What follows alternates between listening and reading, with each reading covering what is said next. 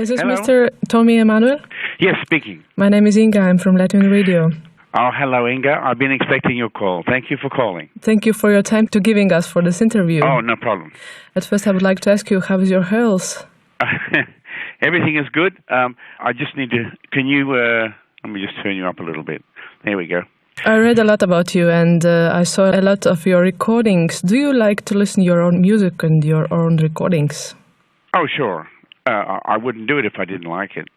I don't listen to my own recordings every day of my life, but sometimes I listen to things. I go back and listen to some of my early recordings just to hear what I played like back then and to listen to where I am today and to make sure that I'm getting better all the time. You know, I'm working on my playing, my skills, and my songwriting and everything. I'm working on it all the time.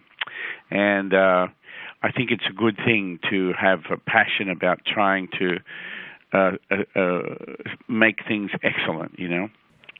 And that's what seems to be the main thing that drives me is to try to get better all the time, you know. So you develop your playing through your recordings? It helps me to get a picture of where I come from and how I evolve as a musician and a songwriter. And of course, when you play as much as I do, I think, you know, I play to practice. I play my concerts. I play for my friends, and so I'm always playing. So always trying to find new things to play and to get some good ideas, you know. But what kind of music are you listening? What kind of music do you like to listen? If I want to be inspired by a guitar player, I usually go back and listen to the great Django Reinhardt, or I will listen to Eric Clapton or John Mayer. But mostly I listen to singers and songwriters. I listen to people whose music touches the world. People like Billy Joel and Elton John and Eric Clapton and people like that, whose music everybody loves, and it is very moving for us. And so that's the kind of people I listen to. I don't really listen to too many obscure things, you know. What about classical music? Yes, I listen to classical music, of course. I think Chopin's Nocturnes are some of my favorite music to listen to, and I can listen to them in the day or in the night. I enjoy both. I think Mozart's violin and piano sonatas are just the most beautiful music written. So I listen to all different kinds of music. I think the only music I don't really listen to much is opera. Opera? Because it doesn't touch me. But I can appreciate it. But, you know, I don't have an iPod. I don't have music around me all the time. I like to hear things like the birds and the sounds of nature around me as well. I read, and that surprised me, that you don't read a music score. How you remember all your songs, all your melodies? I write them, and I practice them, and I remember them. So far, everything's okay. I haven't forgotten much. But no, I had no lessons. I had no real music training. I play everything by my ear, and I just work it out. I look for the sound that I'm looking for. I learn many things about the guitar just by searching for it, you know. And it's a different way to do things, but you know, it's just as important as being able to read the notes. But I admire people who can do both. You know, there are some people in the world who can play music and sight read it, and then they can make something up as well. So, you know, it's good to have both maybe, but I think I don't have time to learn to read now. I'm too busy playing and writing.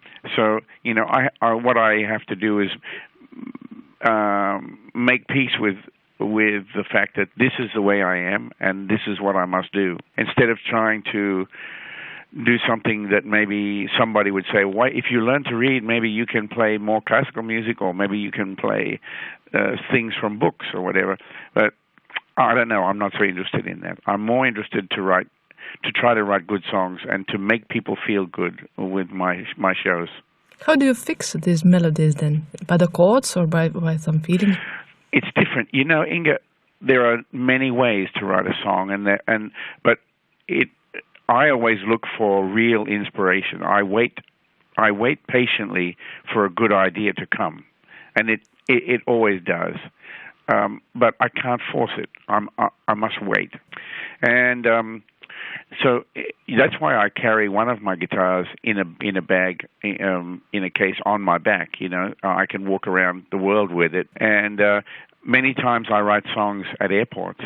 You know, because I get an idea and I just find a spot somewhere where I can sit quiet and work on this idea. And I use my songwriting skills that I have learned through my life to compose music that tells a story and that goes somewhere, you know. Yes, there are very precise titles, very spot-on titles for your songs. Do you have always some specific idea before, or music come later? Sometimes. For instance, sometimes I write a song and I say, what is the music saying to me? You know, I don't know why I'm writing the music the way it is, but I'm just following my instinct. And then when I finish the piece and I feel good that, yes, everything is right and it's complete, and I play it, then I start to think, what story is this music telling? And then sometimes the title comes to me perfectly. Other times I may have the music for 3 or 4 days and play it and play it and play it. And then one day something will happen and I'll say, that's, you know, this song. There's a song called Ruby's Eyes that I wrote. And I wrote the song and I was playing it, but I had no idea what I was playing about. I just knew it was a little bit mysterious. It was melodic, and it was telling a story about something deep.